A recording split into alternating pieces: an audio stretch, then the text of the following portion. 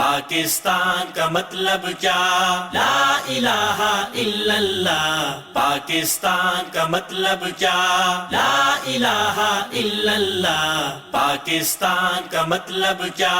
لا الہ الا اللہ. شب ظلمت میں گزاری ہے، اٹھ وقت بیداری ہے، جنگ شجاعت جاری ہے. اللہ اکبر. السلام علیکم ناظرین، امن، عافیت اور دین و دنیا میں ترقی اور کامیابی کی بہت سی دعاؤں کے ساتھ میں ہوں آپ کا میزبان یوسف سراج. پروگرام ہے پیغام پاکستان اور ہمارے ساتھ تشریف فرما ہیں جناب ڈاکٹر محمد حماد لکھوی حفظہ اللہ تعالی. ناظرین، فروری کا آغاز ہو گیا ہے. فروری کی جہاں دیگر بہت سی مصروفیات ہماری ہوتی ہیں، وہاں ایک قومی سطح کی مصروفیت، ایک اہم ہمارا دن ہوتا ہے 5 فروری کا، جس میں ہم اہل کشمیر کو یاد کرتے ہیں. وہ کشمیری جو ایک مدت سے ظلم و ستم کی چکی میں پس رہے ہیں، آزادی کو ترس رہے ہیں، بہت قربانیاں دے چکے ہیں. ہمارے پاکستانی بھی ان کے ساتھ بہت قربانیاں دے چکے ہیں. دونوں کے دل ساتھ دھڑکتے ہیں. اصولی، اخلاقی، آئینی، عالمی ہر اعتبار سے ان کو ایک ہو جانا چاہیے تھا، لیکن بدقسمتی سے یہ ابھی تک وہ معاملہ آزادی کا یا پاکستان کے ساتھ الحاق کا نہیں آ سکا. بہرحال اسی موضوع پر ہم بات کرتے ہیں. ڈاکٹر صاحب، یہ کشمیر کا مسئلہ تو کافی دیرینہ اور پیچیدہ ہے، لیکن 370A کے حوالے سے جو نئی چال انڈیا نے چلی تھی، اس کو بھی اب 2 سال کا عرصہ بیت گیا ہے. یعنی قید تر ہو گئی ہے، زندگی محدود تر ہو گئی ہے اور بے بسی اس طرح کی ہے. اور اب پھر یوم کشمیر 5 فروری آنے والا ہے، آ گیا ہے. تو کیا دیکھتے ہیں آپ اس معاملے کو؟ بسم اللہ الرحمن الرحیم. دیکھیں، کشمیر کا مسئلہ، اس کو اگر آپ 2 حوالوں سے دیکھیں یا 2 پہلوؤں سے دیکھیں تو میرے خیال میں اس کی زیادہ بہتر تفہیم بھی حاصل ہوگی، اور دوسرا یہ ہے کہ دنیا میں اس کو ایک ایشو کے طور پر متعارف کروانے میں مدد ملے گی. پوری دنیا جانتی ہے کہ یہ مسئلہ مسلمانوں کا نہیں بلکہ یہ انسانیت کا مسئلہ ہے، اور انسانی سطح پر جس طرح کے مظالم وہاں پہ ڈھائے جا رہے ہیں، یہ تو ایک الگ بات ہے کہ مسلمان ہیں اور ہمارے دل اکٹھے دھڑکتے ہیں، اور پاکستانیوں کے ساتھ ان کے محبت کے کیا معاملات ہیں وہ تو ایک الگ معاملہ ہے. لیکن بنیادی طور پر جو وہاں پہ مظالم ڈھائے جا رہے ہیں، پوری دنیا جو آنکھیں بند کر کے بیٹھی ہے، اور اقوام متحدہ جس کی قراردادیں موجود ہیں اور کئی دہائیاں گزر گئی ہیں اور وہ اپنی قراردادوں پر عمل نہیں کروا رہا، بلکہ اس کے لیے وہ انڈیا کے اوپر کوئی دباؤ بھی نہیں ڈال رہا. اور تاریخ کی یہ بات بھی لوگوں کو یاد رہنی چاہیے کہ اقوام متحدہ کے اندر یہ مسئلہ لے کے بھی انڈیا گیا تھا. جب انڈیا ہی وہاں لے کے گیا اور پھر خود ہی اس کو تسلیم نہیں کر رہا، پنڈت جواہر لال نہرو نے یہ کہا تھا کہ ہم کروائیں گے، اور اس نے کہا تھا کہ ہم کروا لیں گے، لیکن کچھ بھی نہیں کروایا اور اب تک نہیں کروایا. تو اصل میں تو یہ UN نام کا جو ادارہ بنا ہوا ہے اقوام متحدہ کا، اس کو اس کے اوپر دباؤ ڈالنا چاہیے تھا.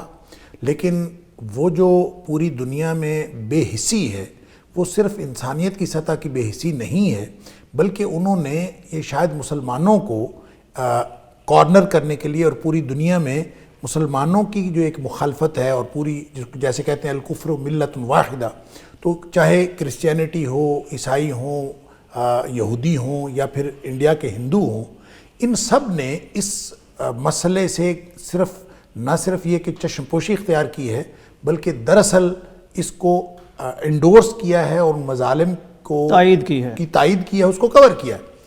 اور یہ یوں کہہ لیجیے کہ ظلم سے بڑا ظلم ہے کہ جہاں ظلم ہو رہا ہے آپ اس کے خلاف نہ صرف یہ کہ آواز نہیں اٹھاتے اور آپ ظالم کو ظالم نہ کہیں، بلکہ آپ اس کی تقویت کرتے ہیں، اس کی تائید کرتے ہیں، ہلا شری دیں اسے، آپ اس کے پیچھے چلتے ہیں.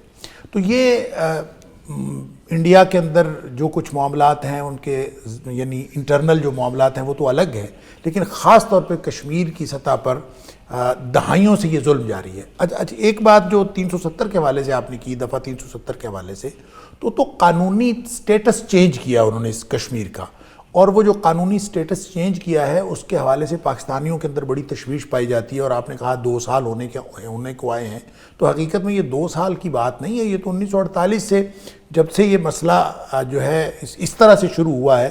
ویسے تو وہ بیچارے اس سے پہلے بھی ایٹراسٹیز میں تھے، لیکن 1948 خاص طور پہ جب پاکستان کے ساتھ الحاق وہ چاہتے تھے اور انڈیا نے اس کے اندر اپنی فوجیں اتار دی، اور تب سے لے کر وہ جس طرح کی مصیبتوں میں گھرے ہوئے ہیں، وہ مصیبتیں تو ویسی ہی تھی، چاہے 370 وہ پاس کرتے چاہے نہ کرتے.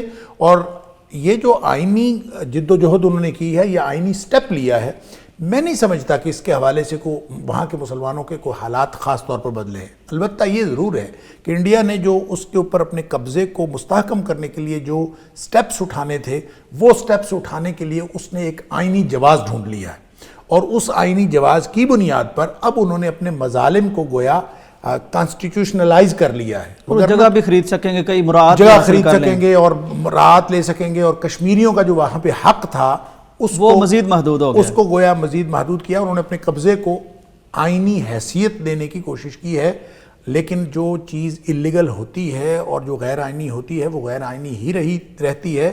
ظلم کبھی بھی قانون کا سہارا لے کر کبھی بھی وہ عدل کا درجہ حاصل نہیں کر سکتا. ظلم ہی رہتا ہے. بے شک. نبی اکرم صلی اللہ علیہ وسلم کا فرمان ہے کہ کوئی شخص اگر چرب زبانی سے مجھ سے فیصلہ کروا بھی لے تو بھی اگر وہ ظالم ہے تو کسی کا حق اس کے اوپر حلال نہیں ہوتا، جائز نہیں ہو جاتا. لہٰذا یہ ان کے اندر نہ کوئی خاص طور پہ جو موجودہ حکومت ہے انڈیا کی، اس کے اندر تو نہ کوئی انسانیت نام کی کوئی چیز ہے، اور خاص وہ جو ایک تھیوری رکھتے ہیں ہندوتوا کی اور خاص مینٹیلٹی ہے، اس مینٹیلٹی کو تو پوری دنیا میں کوئی بھی مہذب ملک اگر اس مینٹیلٹی کو سمجھتا ہو تو اس ذہنیت کو قبول کرنے کے لیے تیار نہیں ہے، اور کبھی بھی وہ کسی بھی مہذب دنیا میں قابل قبول نہیں ہے. جنگل کا قانون کہیں ہو، اور جس کو مائٹ از رائٹ کہتے ہیں، اور کسی جنگل میں تو یہ قانون چل سکتا ہے، وگرنہ جو اس وقت جس ذہنیت کی حکومت وہاں پہ کار فرما ہے، اور جو اس وقت انفورس جو حکومت ہے، وہ اس ذہنیت کو پوری دنیا میں کہیں قبول نہیں کیا جا سکتا. اب کشمیری بیچارے پہلے سے جو مظالم کا شکار ہیں، اوپر سے اس ذہنیت کی حکومت آ گئی، اس نے مظالم کے اندر اور اضافہ کیا، پھر اوپر سے آئینی حیثیت چینج کی، اور آئینی حیثیت چینج کرنے کے بعد وہاں کی ان کی زمینوں کے اوپر ان کے جو حقوق ہیں اس سے بھی گویا ایک دستبرداری کا سامان کیا. یہ وہ ساری چیزیں ہیں جس نے حالات کو شدید تر کر دیا ہے. لہٰذا ہم مسلمان جو 5 فروری کو یوم کشمیر منا کے یا پھر کشمیریوں کے ساتھ اظہار یکجہتی کر کے اگر ہم یہ سمجھتے ہیں کہ ان کا حق ادا ہو رہا ہے، تو میرا خیال ہے یہ خام خیالی ہے اور بہت ہی سادگی اور معصومیت ہے اگر ہم یہ سمجھیں کہ ہم کشمیریوں کا حق ادا کر رہے ہیں، اور جو بھی وہ حق مسلمانی ہے یا حق جوار ہے یا حق انسانیت یا ملی حق ہے، میں تو سمجھتا ہوں کہ جو انسانیت کی بنیاد پر جو حق ہونا چاہیے تھا وہ بھی نہ ہم پاکستانی اور نہ ہی پوری دنیا ادا کر رہی ہے. کہ ان کو جن چیزوں کی ضرورت ہے اور جس طرح کی سپورٹ کی ان کو ضرورت ہے، ان کو ہمارے نعروں کی، ہمارے ترانوں کی اور ہمارے دن منانے کی ضرورت نہیں ہے، بلکہ ان کو عملاً ضرورت ہے کہ ہم ان مظالم کے خلاف، انڈیا کے مظالم کے خلاف ہم کھڑے ہو جائیں اور پوری دنیا کھڑی ہو جائے. اب دنیا نہیں کھڑی ہو رہی تو ظاہر ہے ہر ایک نے اپنی قبر میں جانا ہے اور ہر ایک نے اپنا انجام دیکھنا ہے. ظلم کبھی پنپتا نہیں ہے، ظلم پھر ظلم ہے، بڑھتا ہے تو مٹ جاتا ہے. دنیا نے بہت ساری چیزیں، بہت سارے حوادث دیکھ لیے ہیں، اور یہ جو بھی کچھ دنیا میں ہو رہا ہے اور جو کچھ ہو رہا ہوتا ہے، جو واقعات رونما ہو رہے ہوتے ہیں، وہ انڈیا کے ساتھ ہوں، وہ امریکہ کے ساتھ ہوں، وہ دنیا کی بڑی طاقتوں کے ساتھ ہوں، تو وہ بے سبب اور بے جواز نہیں ہوتے، ان کے پیچھے کوئی نہ کوئی سبب ہوتا ہے. تو کیا خیال ہے کہ ان مظلوموں کی آہیں اور ان مظلوموں کی چیخیں اور ان مظلوموں کی جو دعائیں ہیں وہ کوئی اثر نہیں دکھائیں گی. لہٰذا پوری دنیا جو ہے اپنے انجام کے بارے میں بے فکر نہ ہو. اللہ تعالیٰ کی لاٹھی بے آواز ہے، اور وہ اللہ تعالیٰ ظلم کا بدلہ بہرحال لیتا ہے، وہ دنیا میں لے یا اخروی طور پر لے. دنیا میں بھی اللہ تعالیٰ ان مظالم کو کبھی اس طرح سے خاموشی سے، ایسا ممکن نہیں ہے، اللہ کا قانون یہ نہیں ہے. مہلت تو ملتی ہے وَأُمْلِي لَهُمْ إِنَّ كَيْدِي مَتِينٌ، کہ اللہ تعالیٰ مہلت تو دیتا ہے. اس لیے مہلت جو ملی ہوئی ہے اور ظالم ظلم کیے جا رہے ہیں، اللہ حلم اور بردباری والا ہے، وہ حلیم ذات ہے، تو وہ اس کو برداشت کر رہی ہے. لیکن اس کا مطلب یہ نہیں ہے کہ ظالم جو ہے وہ ہمیشہ ہی دندناتا پھرے گا. لا یغرنک تقلب الذین کفروا فی البلاد، کہ یہ جو کافروں کا شہروں کے اندر دندناتے پھرنا ہے وہ تمہیں کسی دھوکے میں مبتلا نہ کرے. متاع قلیل، تھوڑے دنوں کی بات ہے، تھوڑا سا سامان ہے، تھوڑا سا ظلم وہ کر لے، لیکن ثم مأواہم جہنم، پھر ان کا ٹھکانہ جہنم ہے. اور یہ عذاب کو دیکھے گی پوری دنیا، جو ذمہ دار ہے وہ اس کو دیکھے گا. تو وبئس الوہاد، اور بہت ہی برا ٹھکانہ ہے۔ مجھے اور آپ کو کیا کرنا چاہیے؟ یہاں پاکستان میں بیٹھے ہوئے سارے پاکستانیوں کو میں یہ سمجھتا ہوں کہ وہ اپنی حکومت پر بھی یہ دباؤ ڈالیں، اور حکومت کو ہماری جو مسلح افواج ہیں ان کو رہنمائی گراؤنڈ ریالٹی سے نہیں بلکہ اللہ کے قرآن سے لینی چاہیے۔ اور کون سا موقع ہوگا کہ جب کوئی، جیسے میں نے پہلے عرض کیا کہ سفارتی اور اخلاقی مدد بہت پیچھے کی چیزیں ہیں، بہت چھوٹی چیزیں ہیں، اب تو ان کو عملی مدد کی ضرورت ہے۔ اور جو قرآن نے کہا سورہ نساء کی آیت نمبر 75 کے اندر کہ وَمَا لَكُمْ لَا تُقَاتِلُونَ فِي سَبِيلِ اللَّهِ وَالْمُسْتَضْعَفِينَ مِنَ الرِّجَالِ وَالنِّسَاءِ وَالْوِلْدَانِ الَّذِينَ يَقُولُونَ رَبَّنَا أَخْرِجْنَا مِنْ هَذِهِ الْقَرْيَةِ الظَّالِمِ أَهْلُهَا، کہ تمہیں کیا ہو گیا ہے، تمہیں کیا تکلیف ہے، تمہیں کیا مار پڑ گئی ہے، اب تم کیوں نہیں جہاد کرتے؟ وَمَا لَكُمْ لَا تُقَاتِلُونَ فِي سَبِيلِ اللَّهِ، اللہ کی راہ میں، اللہ کی راہ میں تم اب جہاد کیوں نہیں کرتے، اب قتال کیوں نہیں کرتے؟ جبکہ قریبی بستی کے اندر کمزور مرد، کمزور عورتیں، بچے وہ چیخ رہے ہیں کہ اللہ ہماری بستی کے لوگ ظالم ہو گئے ہیں، اس ظالموں سے ہمیں چھٹکارا دے۔ تو ان ظالموں کا ظلم تمہیں نظر آ رہا ہے، پوری دنیا دیکھ رہی ہے، ان مظلوموں کی چیخیں تمہیں سنائی دے رہی ہیں۔ تو اللہ کا قرآن یہ سوال کرتا ہے، اور یہ سوال یوسف صاحب آپ سے بھی ہے، مجھ سے بھی ہے، ہمارے حکمرانوں سے بھی ہے، ہماری مسلح افواج سے بھی ہے، اور ہر شخص درجہ بدرجہ جتنا وہ قوت رکھتا ہے کہ جس کے پاس جتنی قوت نافذہ ہے، ہر اس شخص سے سوال ہے، اور ہر شخص کو اپنے اختیار کے مطابق یہ اللہ کو جواب دینا ہے اس سوال کا کہ وَمَا لَكُمْ لَا تُقَاتِلُونَ فِي سَبِيلِ اللَّهِ، اب کیوں نہیں تم اللہ کے راستے میں قتال کرتے؟ تو اس کا جواب ضرور تیار کر رکھیں وہ لوگ جو ارباب اختیار ہیں، وہ لوگ جو میں اور آپ ہم گفتگو کرتے ہیں، ہم اگر ان کی مدد کر سکتے ہیں اور ہم نہیں کر رہے تو دن تو ساری دنیا منا لیتی ہے، اور دن منانا یہ کشمیریوں کے لیے اگرچہ اظہار یکجہتی بھی شاید ان کو مورلی سپورٹ کرتا ہو، لیکن اصل میں ان کو جس سپورٹ کی ضرورت ہے وہ اب سے بہتر وقت اور کیا ہوگا کہ اب بھی وقت نہیں آیا کہ لوگ جو ہیں وہ اٹھ کھڑے ہوں۔ اللہ کرے کہ ہمارے ارباب اختیار کو قرآن بھی سمجھ میں آ جائے اور مظلوم کشمیریوں کی مظلومیت بھی سمجھ میں آ جائے۔ اللہ کرے جی انہیں قرآن بھی سمجھ آئے، قرآن جو کہہ رہا ہے کہ اب تم کیوں نہیں اٹھتے جہاد کے لیے، یہ قرآن کی ایک پکار ہے، یہ ایک دعوت ہے، یا یہ ایک تنبیہ بھی ہے کہ تمہیں ہوا کیا ہے جب کہ پکارا جا رہا ہے، مظلوم لوگ ہیں، کمزور لوگ ہیں، آپ کے پڑوس میں بیٹھے ہیں، ان پہ ظلم و ستم ہو رہا ہے، تو آتے کیوں نہیں ہیں؟ یہ جو قرآن کا حکم جہاد ہے، اس کے دو پہلو، دو سوال میرے ذہن میں ہیں، بریک پہ جاتے ہیں، واپس آتے ہیں ڈاکٹر صاحب سے ان کے بارے میں رہنمائی لیتے ہیں۔ پاکستان کا مطلب کیا؟ لا الہ الا اللہ۔ پاکستان کا مطلب کیا؟ لا الہ الا اللہ۔ پاکستان کا مطلب کیا؟ لا الہ الا اللہ۔ شب ظلمت میں گزاری ہے، اٹھ وقت بیداری ہے، جنگ شجاعت جاری ہے۔ اللہ اکبر۔ پاکستان کا مطلب کیا؟ لا الہ الا اللہ۔ پاکستان کا مطلب کیا؟ لا الہ الا اللہ۔ پاکستان کا مطلب کیا؟ لا الہ الا اللہ۔ شب ظلمت میں گزاری ہے، اٹھ وقت بیداری ہے، جنگ شجاعت جاری ہے۔ اللہ اکبر۔ ناظرین ویلکم بیک ٹو پیغام پاکستان۔ ڈاکٹر صاحب حکم ہے کہ کیوں نہیں نکلتے؟ تمہیں بلایا جا رہا ہے، پکارا جا رہا ہے، وہ سچویشن موجود ہے، مظلوم ہے، مستضعفین ہیں۔ سوال یہ ہے کہ یہ مخاطب یہاں صرف افواج پاکستان ہیں، عوام پاکستان ہیں، یا کل مسلمان ہیں؟ ایک بات۔ دوسرا، کیا اس حکم کے مطابق آپ نے فرمایا کہ گراؤنڈ ریالٹیز یا زمینی حقائق کو نہیں دیکھنا، تو کیا ہمیں دیکھنا نہیں ہے کہ ہمارے وسائل اس قابل ہیں بھی کہ نہیں؟ اس حکم کے برابر میں یہ دو چیزیں کیسے ایڈجسٹ ہوں گی؟ دیکھیں، پہلی بات تو یہ ہے کہ اس کے مخاطبین، ہر وہ شخص مخاطب ہے جو قرآن کو مانتا ہے۔ واہ، بے شک۔ اور اگر ہم قرآن کو مانتے ہیں اور قرآن کو پڑھ رہے ہیں تو وما لکم میں ہم شامل ہیں، پوری امت مسلمہ، پوری امت مسلمہ شامل ہے۔ اس میں علاقائی اور افرادی یا نسلی کوئی تخصیص نہیں ہے کہ فلاں مخاطب ہیں، پوری امت مسلمہ۔ یعنی ہم یہ نہیں کہہ سکتے کشمیر صرف پاکستان کا مسئلہ ہے، فلسطین صرف عربوں کا مسئلہ ہے۔ اب یہ جو لوگ یہ کہتے ہیں، یہ تو وہی تو معاملہ ہے کہ جس کے بارے میں نبی اکرم صلی اللہ علیہ وسلم نے فرمایا کہ قرب قیامت جو ہے وہ دنیا کے اقوام تمہارے اوپر اس طرح سے ٹوٹ پڑیں گی جیسے بھوکے کھانے کے اوپر ٹوٹ پڑتے ہیں، تو اس کی وجہ کیا ہوگی؟ اس کی وجہ یہ ہوگی جو نبی کریم صلی اللہ علیہ وسلم اس حدیث کے آخر پہ فرمایا کہ تمہارے اندر وہن ہوگا، اور وہن کیا ہے؟ فرمایا کہ حب الدنیا و کراہیت الموت۔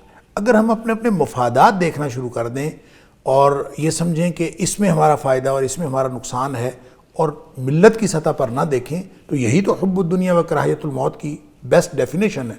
لہٰذا عرب اگر کہیں کہ فلسطین عربوں کا مسئلہ ہے، یا ہم کہیں کہ فلسطین عربوں کا مسئلہ ہے، اور عرب کہیں کہ کشمیر پاکستانیوں کا مسئلہ ہے، تو یہ اپنے اپنے مفادات کی بات ہے، یہ ملت کی سطح پر سوچ نہیں ہے۔ دین یہ سوچ نہیں دیتا، دین کی سوچ الگت۔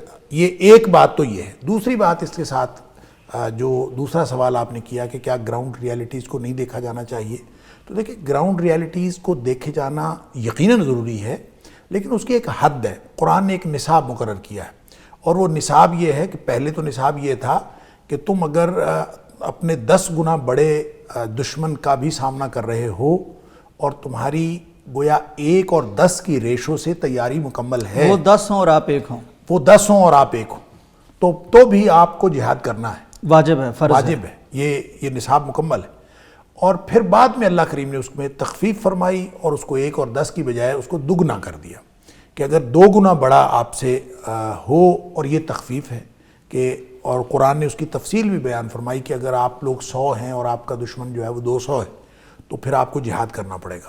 اب سوال یہ ہے کہ کیا ہم ایٹمی قوت ہونے کے باوجود، کیا ہم دنیا کی بہترین فوج اور بہترین افواج میں سے ایک فوج ہونے کے باوجود، اور دنیا کی بہترین جو انٹیلیجنس ایجنسیز ہیں ان میں سے ایک بہترین ایجنسی رکھنے کے باوجود، اور ایک جذبہ جہاد سے سرشار قوم اور ملت ہونے کے باوجود، کیا ابھی بھی وہ وقت نہیں آیا کہ ہم اپنا نصاب مکمل کر سکیں؟ ایک وہ چیزیں جو آپ نے بیان فرمائی نا، ایٹمی قوت ہیں، بہترین فوج ہے، ہمارے پاس وسائل ہیں، انٹیلیجنس ہے ہمارے پاس، ایک وہ جو آپ نے پہلے فرمایا کہ دگنا ہو تو ہم لڑیں گے، دشمن تو دگنے سے زیادہ ہے، اب کیا کریں گے؟ اچھا، یہ بات ٹھیک ہے۔ اب اس میں دیکھیں، یہ تو اگر ہمارے وہ جو ارباب اختیار ہیں، جو عسکری ادارے ہیں، وہ یہ سمجھتے ہیں کہ ہم مقابلہ کرنے کی صلاحیت نہیں رکھتے، اور مقابلہ کرنے کے بعد واقعتاً ہم بجائے کامیابی کے امکان کے صرف ناکامی کا امکان ہے، 1% بھی کامیابی کا امکان نہیں ہے،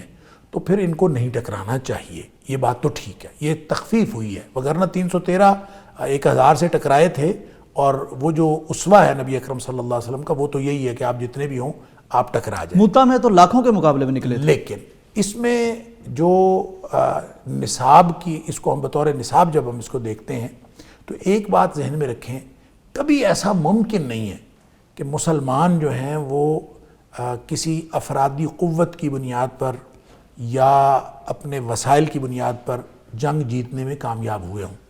غزوہ بدر سے لے کر آج تک مسلمانوں کی تاریخ میں جتنی بھی جنگیں لڑی گئی ہیں، ایک بھی جنگ آپ ایسی نہیں کوٹ کر سکتے جس میں مسلمان افرادی قوت کے اعتبار سے یا اسلحہ وغیرہ کے اعتبار سے، سامان حرب کے اعتبار سے دشمن سے زیادہ ہو اور انہوں نے جنگ جیتی ہو۔ ایسا نہیں کبھی ہوا۔ اس کی وجہ یہ ہے کہ مسلمان جو جنگ لڑتا ہے، مسلمانوں کی طرف سے جب جنگ لڑی جاتی ہے، وہ اللہ کے لیے لڑی جاتی ہے اور اللہ کے بھروسے پر لڑی جاتی ہے، اس کو ان کیلکولیشنز کی بنیاد پر نہیں لڑا جاتا۔ اب جو بیلنس ہے، آپ ملٹری جرنلز کو دیکھیں، جنرل حمید گل اس بات کو، اس تجزیے کو اکثر سامنے رکھا کرتے تھے لوگوں کے، کہ جب آپ یہ بیلنس دیکھیں گے تو بیلنس میں بھی آپ کو ایک بیلنس ایسا نظر آئے گا جو باقی چیزوں کے دگنا تگنا اور 7 گنا ہونے کے باوجود مسلمانوں کی اور خاص طور پہ اور پاکستانی فوج کو دوسروں کے برابر بلکہ ان کے مقابلے میں لے آتا ہے۔ وہ کہتے ہیں کہ جناب تجزیہ جب کیا ہوتا ہے تو دنیا کے جو یہ اسٹریٹجک جرنلز چھپتے ہیں، ان رسالوں میں تجزیہ کیا ہوتا ہے کہ اتنے ٹینک اس ملک کے پاس، اس کے پاس اتنے ٹینک، ہمارے کم ہیں، ان کے پاس اتنے طیارے، ہمارے پاس طیارے کم ہیں، ان کے پاس اتنے ایٹم بم، یہ فلاں چیز ہر چیز گنتے جائیں۔ اس میں بیلنس اس وقت جا کے ہمارے حق میں آتا ہے کہ ایک جگہ پہ انہوں نے ایک مد رکھی ہوتی ہے کہ کتنے فدائی ہیں، کہ کتنے شوق شہادت رکھنے والے لوگ ہیں، اور وہ کس فوج کے پاس، کس فوج جذبہ شہادت رکھنے والے کتنے لوگ ہیں. تو جب وہاں آتا ہے تو وہ پورے کا پورا بیلنس جو ہے وہ پاکستانیوں اور مسلمانوں کے حق میں آ جاتا ہے. لہٰذا وہ جو اوپر والا بیلنس ہے، اس لیے اگر آپ اس کو سٹیٹسٹکس کی دنیا میں بھی دیکھیں گے تو ہمارا جذبہ جہاد جو ہے وہ ان چیزوں کو بیلنس کر دیتا ہے. اور یہ وہ اللہ کا کرم ہے اور یہ وہ اللہ کی دین ہے. اور کہ مسلمان جہاد اور قتال اس لیے نہیں کرتے کہ انہوں نے کوئی علاقہ لینا ہوتا ہے، وہ اس لیے نہیں کرتے کہ انہوں نے کوئی دنیا کا مقصد حاصل کرنا ہوتا ہے. انہوں نے تو اس کو اللہ کی رضامندی کے حصول کے لیے کرنا ہوتا ہے. جب اللہ کی رضامندی کا حصول مقصد ہوتا ہے تو پھر یہ نہیں دیکھا جاتا کہ آپ کا دشمن کتنا بڑا ہے اور آپ اس میں کس قدر کامیابی کے امکانات ہیں. اللہ پر بھروسہ ہے تو پھر باقی جو نصاب کا بیلنس ہے وہ خود بخود آپ کے حق میں آ جاتا ہے. اسی کی مثال یہ افغانستان کا حالیہ معاملہ ہے کہ پوری دنیا مل کے آ گئی تھی، نیٹو کی فورسز، اتحادی فورسز، اور ان کے ساتھ تو تھا بھی کوئی نہیں. بالکل اب کیسے پانسا پلٹا، وہ آپ کی تائید ہو رہی ہے اسی بات. بالکل صحیح. اسی لیے میں جو بات عرض کر رہا ہوں وہ یہ ہے کہ گراؤنڈ ریالٹیز کو جو نہ دیکھے جانے کی بات میں نے کی اور آپ نے اس کو ایک سوال کی شکل میرے سامنے رکھا، اس کا مطلب یہ ہرگز نہیں ہے کہ آپ گراؤنڈ ریالٹیز کو کیلکولیٹ نہ کریں اور سٹیٹسٹکس کی دنیا میں اس کا کمپیریزن نہ کریں. یقیناً کریں، لیکن اس کے لیے بھی اللہ تعالیٰ نے آپ کو جو کچھ عطا کیا ہے وہ دوسروں کو عطا نہیں کیا.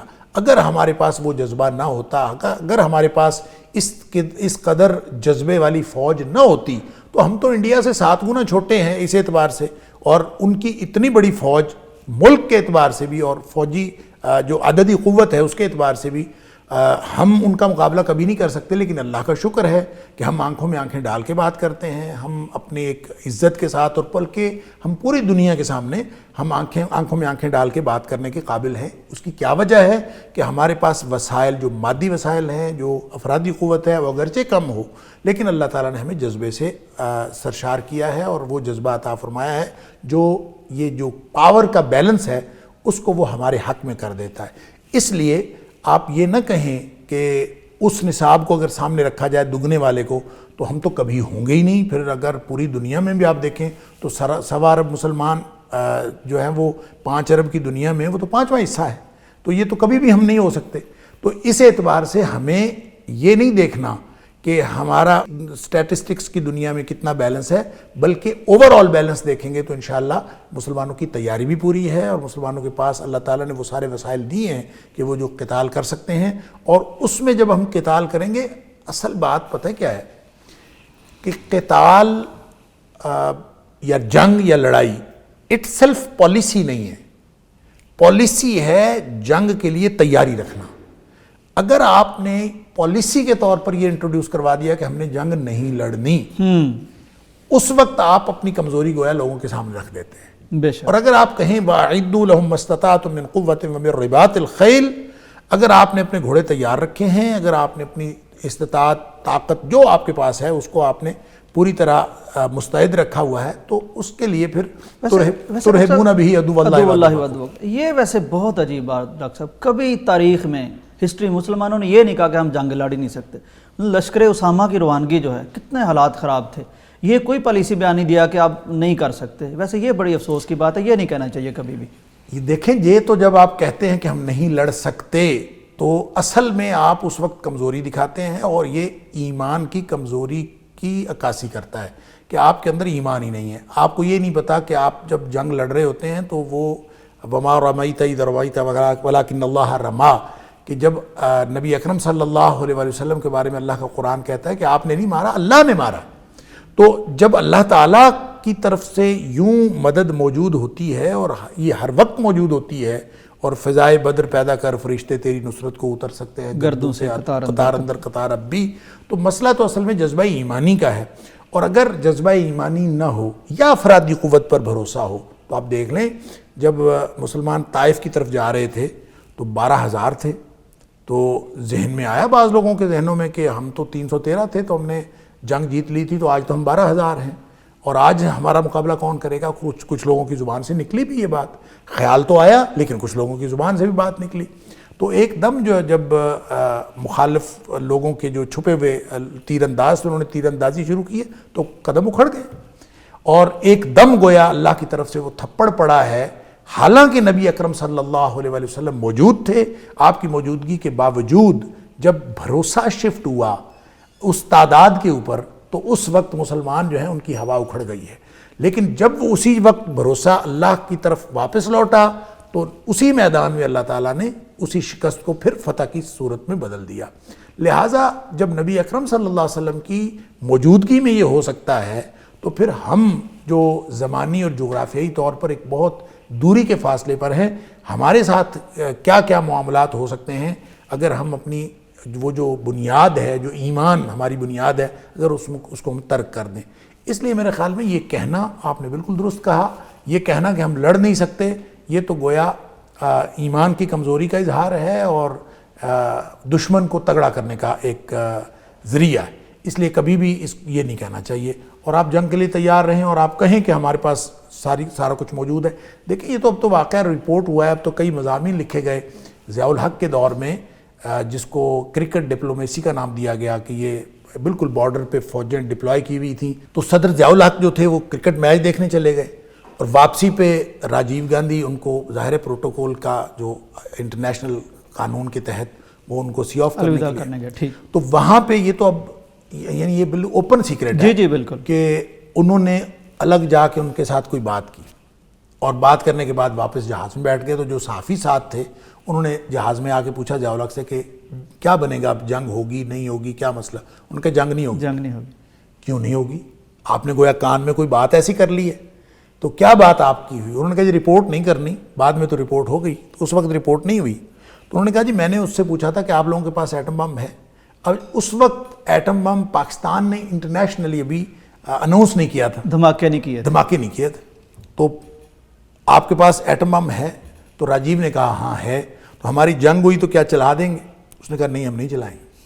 تو ضیاء الحق نے کہا کہ ہمارے پاس بھی ایٹم بم ہے لیکن جنگ ہوئی تو ہم چلا دیں گے. تو بس اتنی بات تھی اور وہ کہہ کے آ گیا اور اس نے اتنے یقین سے کہا کہ اب جنگ نہیں ہوگی. اب اندازہ کیجئے کہ میں تو یہ سمجھتا ہوں کہ اگر ہم جنگ نہیں لڑ سکتے تو صرف ایک بیان ہی جاری کر دیں نا کہ جناب ہمارے جو ایٹم بم ہیں وہ 2-4 چوری ہو گئے ہیں، لگتا ہے مجاہدین کے ہاتھ لگ گئے ہیں، کہ اگر اس طرح کی بات بھی کر دی جائے تو ان کو فکر پڑ جائے گی کہ اب یہ کچھ نہ کچھ ہونے والا ہے. مطلب ہم کچھ بھی کر سکتے. اگر ہم یہ کہہ دیں کہ ہم کمزور ہیں، ہم نہیں لڑ سکتے. دیکھیں ہمارے تجزیہ نگار پتہ نہیں بعض اوقات ٹی وی بیٹھ کے تجزیہ کر دیتے ہیں کہ وہ جی انڈیا کی جو فضائیہ ہے وہ اتنی مضبوط ہے، اگر جنگ ہو جاتی کارگل کے اوپر جتنی مضبوط ہے. ڈاکٹر صاحب نندن کو دیکھ لیا ہم نے، کیا بنا؟ یہی میں کہہ رہا ہوں کہ اگر کوئی کمزوری ہو بھی تو اس کا اظہار نہیں کرنا چاہیے. ہماری اللہ کا شکر ہے کوئی کمزوری نہیں ہے، پھر بھی بعض تجزیہ نگار بیٹھ کے تجزیہ کرتے ہیں کہ جناب ہم کمزور ہیں. تو اللہ کا شکر ہے ہم کوئی کمزور نہیں ہیں. اور جہاں تک کشمیریوں کا معاملہ ہے ہمیں ان کی مدد کرنی چاہیے، صرف اخلاقی اور سفارتی نہیں بلکہ عملی مدد کرنی چاہیے. کیسے کرنی ہے، کب کرنی ہے، یہ ہمارے ارباب اختیار وہی ذمہ دار ہیں اور وہی بہتر سمجھتے ہیں، انہی کو فیصلہ کرنا چاہیے. میں اور آپ یہ فیصلہ نہیں کر سکتے. میں اور آپ صرف اور صرف علمی تجزیہ کر سکتے ہیں، ہم ایکڈیمک ڈسکشن کر سکتے ہیں، لیکن فیصلہ کرنا نہ ٹی وی پہ بیٹھ کر تجزیہ کرنے والوں کا اختیار ہوتا ہے اور نہ ہی ان کو فیصلے کے بارے میں اپنی رائے کا اظہار کرنا چاہیے، اور نہ ہم کرتے ہیں. اس کے بارے میں ارباب اختیار وہی ذمہ دار ہیں، جو ذمہ داران ہیں وہی فیصلہ کریں گے. اور ان کو کیا رکاوٹیں درپیش ہیں اور کیا مشکلات درپیش ہیں وہ یہ وہی جانتے ہیں. اسی لیے جو میں پہلے عرض کر چکا ہوں کہ ان لوگوں کو جو بھی ذمہ داران ہیں نہیں لڑ سکتے نہ لڑیں. ہمیں تو ان کی پوری معلومات بھی نہیں ہے اور ان کی مشکلات کا بھی اندازہ نہیں ہے اور ان کی حکمت عملی بھی ہمارے علم میں نہیں ہے. لیکن ایک بات ضرور ہے کہ اگر وہ اختیار ہونے کے باوجود نہیں لڑ رہے تو قیامت والے دن اللہ کو دینے کے لیے جواب تیار کر رکھیں. ہمیں کوئی اعتراض نہیں ہے. بالکل. ناظرین، ڈاکٹر صاحب نے اس پوری بحث سے جو بیان فرمایا جو ہم خلاصہ نکال سکتے ہیں وہ یہ ہے کہ یہ کوئی کمزوریاں نہیں ہیں اور کوئی کمیاں نہیں ہیں. لگتا یہ ہے کہ اگر کوئی کمی ہم میں ہے تو وہ ایمان کی کمی ہے، اور یہ تو بالکل اس کو حماقت کہنا چاہیے یہ کہہ دینا کہ ہم جنگ لڑ ہی نہیں سکتے. تو بیلنس آؤٹ کر دیتے ہیں آپ، بالکل اپنے آپ کو پسپا کر دیتے ہیں، ان کا بھی اور اپنا بھی مورال ڈاؤن کرتے ہیں اور کیا میسج اسے ہم دنیا کو اور اپنوں کو دیتے ہیں، اس بارے میں بہرحال غور ضرور کرنا چاہیے۔ باقی حالات جاننے والے جانتے ہیں۔ بریک کا وقت ہے، واپس آتے ہیں۔ پاکستان کا مطلب کیا؟ لا الہ الا اللہ۔ پاکستان کا مطلب کیا؟ لا الہ الا اللہ۔ پاکستان کا مطلب کیا؟ لا الہ الا اللہ۔ شب ظلمت میں گزاری ہے، اٹھ وقت بیداری ہے، جنگ شجاعت جاری ہے۔ اللہ اکبر۔ پاکستان کا مطلب کیا؟ لا الہ الا اللہ۔ پاکستان کا مطلب کیا؟ لا الہ الا اللہ۔ پاکستان کا مطلب کیا؟ لا الہ الا اللہ۔ شب ظلمت میں گزاری ہے، اٹھ وقت بیداری ہے، جنگ شجاعت جاری ہے۔ اللہ اکبر۔ ناظرین، ویلکم بیک ٹو پیغام پاکستان۔ ڈاکٹر صاحب، بہت خوبصورت بات آپ نے بیان فرمائی کہ ٹھیک ہے ہمارے پاس علم نہیں ہے، معلومات نہیں ہے، کمزوریاں، خامیاں، قوتیں، یہ ہم کسی ٹیبل پہ رکھ کے بیٹھے نہیں ہیں بیلنس شیٹ، لیکن جن کے ذمے ہے وہ سستے نہیں چھوٹیں گے، جواب انہوں نے اللہ کو دینا ہے۔ اچھا ڈاکٹر صاحب، یہ صورتحال ہم نے دیکھ لی، عالمی ضمیر کی بھی دیکھ لی، مسلمانوں کی بھی دیکھ لی، اپنے ملک کی بھی دیکھ لی، کشمیریوں کا مسئلہ وہیں کا وہیں ہے، اور آپ نے آیات پڑھی اور فرمایا کہ اللہ کی لاٹھی بہرحال بے آواز ہے، وہ برستی ضرور ہے۔ آپ کیا سمجھتے ہیں کہ یہ جو انڈیا کے اندر یہ سردار صاحبان کھڑے ہوئے ہیں اور دلی پہ چڑھ دوڑے ہیں اور ان کے ٹریکٹر بے قابو ہو گئے ہیں اور جھنڈا نشان صاحب کا مقدس اپنا لہرا دیا اور وہ سنبھالے نہیں جا رہے، یہ کوئی وارننگ نہیں ہے خدائی انڈیا کے لیے اللہ تعالیٰ کی طرف سے؟ وہ اپنی نہیں پڑ گئی اس کو؟ دیکھیں، یہ نا اس کو عملی طور پر تو اب کیا ہونے والا ہے اور کیا نہیں، ہم وہ اللہ جانتا ہے، وہ تو اللہ ہی جانتا ہے، لیکن اس کو میں ایک اس پہلو سے بھی دیکھنا چاہوں گا اور اپنے ناظرین سے شیئر کرنا چاہوں گا کہ ہمارے ایک بڑے بزرگوں میں سے ایک بزرگ دوست ہیں جو اللہ کا شکر ہے اس وقت بھی حیات ہیں، اللہ تعالیٰ ان کی صحت تندرستی رکھے، آمین۔ ان کے بارے میں پچھلے دنوں ایک کالم نگار نے کالم بھی لکھا ہے، اور انہوں نے اس وقت یہ پیشگوئی کی تھی اور دعا کی تھی روس کے ٹکڑے ٹکڑے ہونے کی، جس وقت ابھی کوئی آثار نہیں تھے۔ وہ لفظ تھے کہ انہیں ہیضے کے مارے گاؤں میں خربوزوں کی طرح سستے کر دے، اور یہ اللہ تعالیٰ نے ان کی وہ دعا اور ان کی بتائی ہوئی وہ پیشگوئی بہرحال پوری ہوئی اور روس جو ہے اس کے ٹکڑے ہوئے۔ اب انہوں نے امریکہ کے ٹکڑے ہونے کی بھی پیشگوئی کر رکھی ہے اور دعا کر رکھی ہے، اور وہ تو کہتے ہیں کہ یہ جو ابھی ٹرمپ والا ایپیسوڈ ہوا ہے تو وہ کہتے ہیں کہ بنیاد رکھی گئی ہے اور یہ معاملات جو ہیں ان کے ہونے والے۔ تو انڈیا کے بارے میں وہ یہ کہتے ہیں کہ میں نے اور مولانا عبداللہ جہانیہ رحمہ اللہ، ہم دونوں نے بیٹھ کے حرم میں دعا کی اور دعا یہ کی کہ یا اللہ انڈیا کے ٹکڑے ہوتے ہم اپنی آنکھوں سے دیکھیں۔ اللہ اکبر۔ تو وہ کہتے ہیں کہ جب ہم دعا کرتے رہے اور خوب ہم نے خشوع و خضوع سے دعا کی تو دونوں میں اکٹھے بیٹھے تھے، تو دعا کے بعد یہ صوفی عائشہ صاحب نے مجھے خود بتایا، وہ کہتے ہیں کہ مجھے دعا کے بعد شیخ عبداللہ جہانیہ والے انہوں نے کہا کہ عیش محمد تم نے تو ٹکڑے ہوتے دیکھنے ہیں، اللہ، اچھا، لیکن میں اس سے پہلے اس دنیا سے چلا جاؤں۔ اچھا، وہ کہتے وہیں پہ دعا کرنے کے بعد دعا ہماری قبول ہو گئی ہے اور ٹکڑے بھی اس کے ہوں گے اور تم دیکھو گے، واہ، اور میں تو اس سے پہلے اس دنیا سے چلا جاؤں گا، اور وہ اس دنیا سے جا چکے ہیں، اللہ تعالیٰ ان کی مغفرت اور فرمائے، صوفی صاحب زندہ ہیں، اور صوفی صاحب ابھی موجود ہیں۔ جس دن سکھوں نے یہ جھنڈا لہرایا ہے لال قلعے کے اوپر، اس دن میں شیخ عائش محمد صاحب کے ساتھ تھا جنہوں نے دعا کی، جنہوں نے دعا کی، اور انہوں نے مجھے یہ بات پہلے بھی بتائی ہوئی تھی، اور اس دن میں نے یہ اپنے واٹس ایپ پہ کسی نے مجھے وہ کلپ بھیجا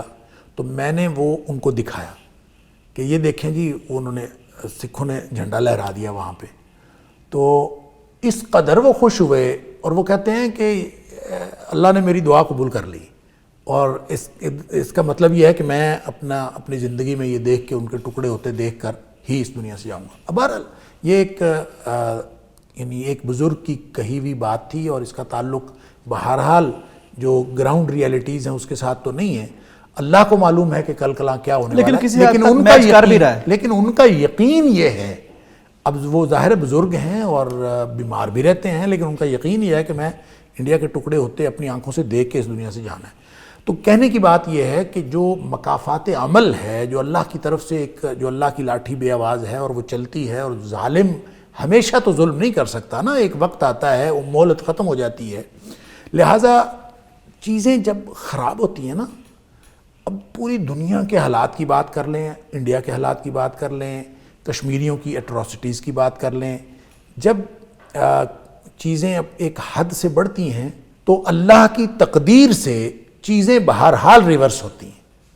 وہ لوگوں کی تدبیر سے نہیں ہوتی، وہ اللہ کی تقدیر سے ہوتی ہیں۔ بے شک لوگوں کی تدبیر صرف اس قدر ہے کہ لوگ اپنی تدبیر سے اپنا انجام درست کرتے ہیں، اپنا انجام بناتے ہیں۔ جو تدبیر وہ کر رہے ہوتے ہیں، اس سے وہ پاکستانی ہوں، وہ انڈیا کے مسلمان ہوں، وہ بھارتی حکومت ہو، وہ پاکستانی حکومت ہو، ہر شخص اپنا انجام بنا رہا ہے۔ اور جو ہم طرز عمل اختیار کرتے ہیں، جو ہم تدبیر اختیار کرتے ہیں، چیزیں جو ریورس ہوتی ہیں وہ ہماری تدبیر سے ہرگز نہیں ہوتی، وہ اللہ کی تقدیر سے ہوتی ہیں۔ لہٰذا اللہ کی تقدیر کا کوڑا تو برسنا ہے، وہ سکھوں کی صورت میں برسے، وہ کسی اور صورت میں برسے۔ اور یہ کیسے ممکن ہے کہ وہ لوگ جن سے صرف اس بات کا انتقام لیا گیا کہ وہ مسلمان ہیں اور پاکستان کے ساتھ الحاق کر چاہتے ہیں، اور ان سے اس قدر انتقام لیا گیا کہ دہائیوں پر مشتمل 1.5 لاکھ شہداء کی قربانی پیش کر کے وہ بیچارے اپنی جو ہیں وہ اب تک اپنی جوانیاں لٹا رہے ہیں اور اپنے گھر برباد کیے ہوئے ہیں، صرف اس وجہ سے ان سے یہ انتقام لیا گیا جو قرآن کہتا ہے وَمَا نَقَمُوا مِنْهُمْ إِلَّا أَن يُؤْمِنُوا بِاللَّهِ الْعَزِيزِ الْحَمِيدِ۔ یعنی عجیب بات ہے کہ ان سے صرف اس بات کا انتقام لیا گیا کہ مسلمان ہیں اور یہ اللہ پر ایمان کا اظہار کرتے ہیں، اور ان کی اکثریت ہے۔ ان کو آپ جس حق کو اور حق خود ارادیت کو، جس کو پوری دنیا مانتی ہے کہ اظہار رائے کا حق اور اپنی قسمت بنانے کا حق ہر شخص کو حاصل ہے، پوری دنیا جو ہے جمہوری ملک اپنی جمہوریت کا پورا نعرہ جو ہے وہ عوام کی اس طاقت کی بنیاد پر اور عوام کے ووٹ کی طاقت کی بنیاد پر ہونے کو قرار دیتے ہیں، وہ بھی کشمیریوں کے اس حق کو تسلیم کرنے کے لیے تیار نہیں ہے۔ تو کیا خیال ہے اللہ ان سے انتقام نہیں لے گا؟ لہذا اللہ کی لاٹھی تو بہرحال چلے گی، وہ اب چل رہی ہے کہ نہیں یہ ہمیں نہیں پتا۔ سکھوں کے ذریعے سے یہ اللہ تعالیٰ اس لاٹھی کو چلائے گا یا اللہ تعالیٰ کسی اور کو ذریعہ بنائے گا، چیزیں تو بہرحال ریورس ہونی ہیں۔ اور یہ اللہ تعالیٰ نے ایک دفعہ یہ ہمیں جو حالات نظر آتے ہیں وہ بھی ایسے ہی ہیں، اور پھر جب نبی کریم صلی اللہ علیہ وسلم کی بتائی ہوئی جو قرب قیامت کی باتیں ہیں، جب ان کو ہم ایک سیکوینس کے تحت دیکھتے ہیں تو انشاءاللہ پوری دنیا میں اللہ کے دین کا ایک دفعہ غلبہ بھی ہونا ہے انشاءاللہ۔ اور ان جو غلبے کی بشارتیں ہیں ان کو اگر ہم موجودہ دور کے حالات کو سامنے رکھ کے ان کے ساتھ مطابقت قائم کر کے، حتمی تعین تو ہم نہیں کر سکتے کہ کب ہو رہا ہے اور کیا ہو رہا ہے، لیکن ایک اللہ کا یہ وعدہ پورا ہونا ہے کہ پوری دنیا پر اللہ کے دین نے نافذ بھی ہونا ہے اور مسلمانوں کو اللہ تعالیٰ نے عروج بھی عطا کرنا ہے۔ تو انشاءاللہ ہمارا یہی یقین اور اللہ پر یہی توکل جو ہم کشمیریوں کو بھی ٹرانسفر کر سکتے ہیں اور کمیونیکیٹ کر سکتے ہیں، ان کے جذبے اللہ سلامت رکھے، اور انشاءاللہ یہ ایک دن آئے گا کہ اللہ تعالیٰ کشمیریوں کو بھی سرخرو کرے گا اور پوری دنیا کے مسلمانوں کو بھی سرخرو کرے گا انشاءاللہ۔ اور ڈاکٹر صاحب یہ ساری باتیں تو ایمان سے متعلق ہیں، اور اللہ کرے کہ ہمارا ایمان اتنا بڑھے اللہ پر، اور اللہ پر ایمان رکھ کے ہی مومن تو لڑتا ہے، اور چیزوں پہ تو نہیں لڑ سکتے۔ لیکن کچھ اور چیزیں بھی ہیں جنہیں سفارتی اخلاقی حد تک کہا جا سکتا۔ آپ یہ فرمائیے کہ اس وقت پاکستانی اپنی انفرادی حیثیت میں، حکومت اپنی قومی سطح پر اور عالم اسلام کے مسلمان وہ کیا کام کر سکتے ہیں جس سے کشمیر کاز کو بھی تقویت پہنچے اور دنیا میں ان کی حریت کا جو جذبہ ہے یا ان کے جو حقوق کا مسئلہ ہے وہ اجاگر بھی ہو؟ دیکھیں، جو شخص جو کر سکتا ہے اس کو کرنا چاہیے۔ اقبال کا ایک شعر ہے، آپ جب سوال کر رہے تھے تو اچانک میرے ذہن میں وہ شعر آ رہا تھا کہ یہ گھڑی محشر کی ہے تو عرصہ محشر میں ہے، بے شک پیش کر غافل عمل کوئی اگر دفتر میں۔ کوئی بے شک جو لکھ سکتا ہے وہ لکھے، جو کہہ سکتا ہے وہ کہے۔ ہم یہ اس وقت بول رہے ہیں، ہمیں اللہ تعالیٰ نے یہ قوت، طاقت، یہ موقع عطا کیا ہے، ہم بول رہے ہیں، اور جو عملی طور پر ان کی مدد کر سکتا ہے اس کو عملی طور پر کرنی چاہیے۔ ایسا نہیں ہے کہ جو بات ہم نے کی کہ عملی طور پر ان کی مدد کرنی چاہیے تو اس کا مطلب یہ ہو کہ صرف عملی کرنی چاہیے، باقی چیزیں ہم چھوڑ دیں اور ہاتھ پہ ہاتھ رکھ کے عمل میں بھی کافی چیزیں آتی ہیں۔ ایسا نہیں ہے، عمل میں بھی بہت ساری چیزیں آتی ہیں۔ پوری دنیا کے ضمیر کو جھنجھوڑنے کے لیے جو لوگ پاکستان کے یا ملت اسلامیہ کے نمائندے کے طور پر UN کے اندر کام کر رہے ہیں، مختلف انٹرنیشنل آرگنائزیشنز کے اندر کام کر رہے ہیں، ان کو بھی اپنا اپنا رول پلے کرنا چاہیے. پھر پوری دنیا میں جو رائے عامہ ہموار کرنے کے جتنے بھی ذرائع ہو سکتے ہیں, خاص طور پر سوشل میڈیا ہے, اس کو استعمال کیا جا سکتا ہے, اور ان کو ان حقائق کی بنیاد پر, یعنی ایک صرف تاریخی طور پر حقائق نامہ ایک تیار کر کے ہی پوری دنیا کے سامنے رکھا جائے اور اس کو بار بار پروپیگیٹ کیا جائے. اور جیسا کہ ہماری جو موجودہ حکومت ہے, انہوں نے بھی یہ پالیسی اختیار کی کہ پوری دنیا میں مسئلہ کشمیر کو اجاگر کرنے کے لیے نہ صرف کشمیر کا حقائق نامہ لوگوں کے سامنے رکھا جائے, بلکہ جو اس وقت کی بھارتی حکومت کی جو ذہنیت ہے اور جو تشدد پسندانہ ذہنیت ہے اور جو وحشیانہ ان کا جذبہ ہے, اس کو بھی دنیا کے سامنے رکھا جائے, اور جو غیر انسانی ان کی ٹریننگ ہے اس کو بھی سامنے رکھا جائے, اور ان کی جو تشدد پسندانہ ذہنیت ہے اس کو بھی لوگوں کے سامنے رکھا جائے. اور خاص طور پہ جو RSS کی پوری حکمت عملی ہے وہ ساری کی ساری اصل میں غیر انسانی بنیادوں پر قائم ہے, تو اس کو دنیا کے سامنے رکھا جائے. تو میرا خیال ہے کہ یہ عدم توقع رکھنا کہ کبھی بھی ضمیر نہیں جاگے گا اور یہ کہنا کہ کبھی بھی کچھ نہیں ہوگا, یہ میرا خیال ہے مایوسی کی بات ہے. اور اللہ نے ہم مسلمانوں کو جو بات سکھائی ہے وہ یہ کہ لا تقنطوا من رحمت اللہ. دنیا سے مایوس ہوا جا سکتا ہے, دنیا کے رویوں سے مایوس ہوا جا سکتا ہے, دنیا کی حکومتوں کے رویوں سے مایوس ہوا جا سکتا ہے, لیکن اللہ کی رحمت سے ہرگز مایوس نہیں ہونا. اور جب ہم نے اللہ کی رحمت سے مایوس نہیں ہونا تو اللہ تعالیٰ اسباب کیسے پیدا کرے گا, ہمیں ہی سبب بنا دے گا یا نئے لوگ لائے گا اور ان کو سبب بنا دے گا, یہ اللہ کا کام ہے. اور اللہ کی تقدیر کیسے کام کرتی ہے یہ اللہ کا کام ہے. ہمیں اپنی تدبیر کرنی چاہیے, اور اس تدبیر میں یہ سارے کے سارے مراحل اور یہ سارے کے سارے عوامل کار فرما ہیں کہ جو لکھنے, پڑھنے, بولنے سے لے کر ان کی اخلاقی, سفارتی امداد سے لے کر عملی امداد تک ساری چیزیں شامل ہیں انفرادی اور اجتماعی سطح پر, اور ہمیں یہ جاری رکھنا چاہیے. ڈاکٹر صاحب ویسے تو آپ نے فرمایا کہ مسلمان, ظاہر ہے حدیث بھی ہے کہ ایک جسم کی مانند ہوتے ہیں, کوئی بھی مسئلہ کسی کا علاقائی مسئلہ نہیں ہوتا, وہ پوری امت مسلمہ کا مسئلہ ہوتا ہے. لیکن پھر بھی فرنٹ پہ ہونے کی وجہ سے, ہمیں اس مسئلے سے زیادہ آگہی ہونے کی وجہ سے ہمیں اس کے متعلق زیادہ معلومات ہیں دیگر امت مسلمہ کی نسبت.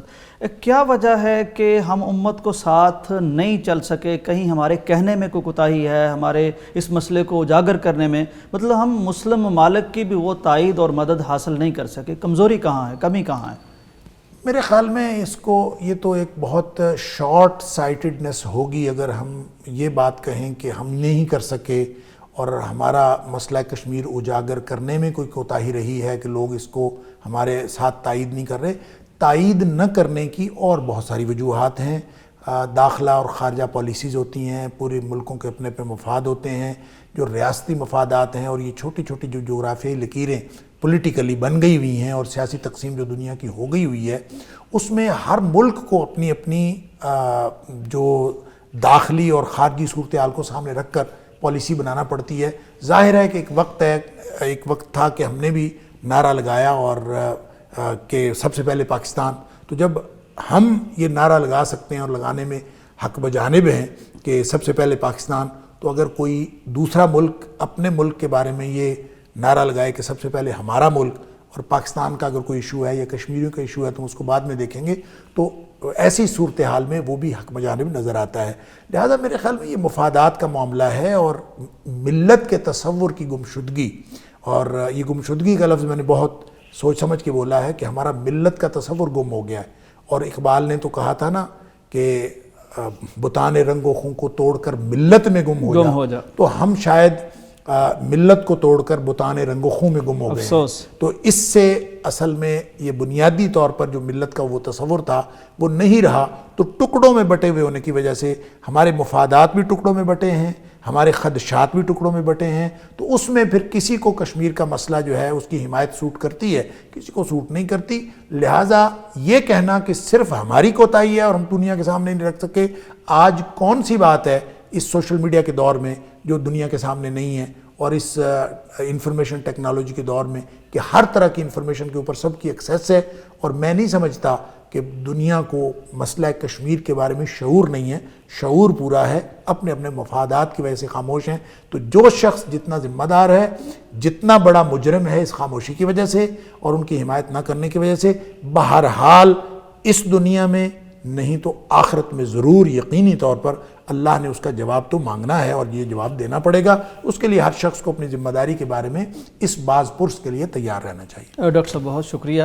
ناظرین اکرام، یہ جو حالات ہیں آپ دیکھ رہے ہیں، ان میں کچھ زیادہ امید نظر نہیں آتی، حقائق بڑے تلخ ہیں، کچھ اندھیرا نظر آ رہا ہے. بڑا طویل سفر کشمیری طے کرتے آ رہے ہیں، ان کے جسم زخموں سے بھرے ہوئے ہیں، ان کی امیدوں میں کرچیاں چبھ گئی ہیں. لیکن اس ساری گفتگو کا ماحصل جو ہے وہ یہ ہے کہ ان ساری اتھارٹیز کے اوپر ایک سپر طاقت ہے، وہ اللہ کی طاقت ہے. حالات اس کے قبضے میں ہیں، دل اس کے قبضے میں ہیں، سارا کچھ اللہ کے اختیار میں ہے. امید، دعا کرنا، اللہ سے اچھی امید رکھنا، کب اللہ یہ حالات پلٹ دے گا، کب ظلم کی یہ سیارات یہ ختم ہوگی، سویرا طلوع ہوگا. اس سے نا امید نہ ہم ہیں، نہ کشمیریوں کو ہونا چاہیے، نہ کسی کو ہونا چاہیے، کیونکہ ہمارا پہلا اور آخری جو اعتماد ہے، جو ایمان ہے، وہ اللہ پر ہے. انشاءاللہ اللہ دیکھ رہا ہے. جو کوتاہی کر رہے ہیں وہ بھی بھگتیں گے، جو کوشش کر رہے ہیں وہ اس کا نتیجہ پائیں گے. آزادی مل کے رہے گی اور اللہ دلا کے رہے گا. اللہ ہی پہ امید اور دعا کرنی ہے. یہی آج کا ہمارا پیغام ہے. اجازت دیجیے. اللہ حافظ. پاکستان کا مطلب کیا؟ لا الہ الا اللہ. پاکستان کا مطلب کیا؟ لا الہ الا اللہ. پاکستان کا مطلب کیا؟ لا الہ الا اللہ. شب ظلمت میں گزاری ہے، اٹھ وقت بیداری ہے، جنگ شجاعت جاری ہے. اللہ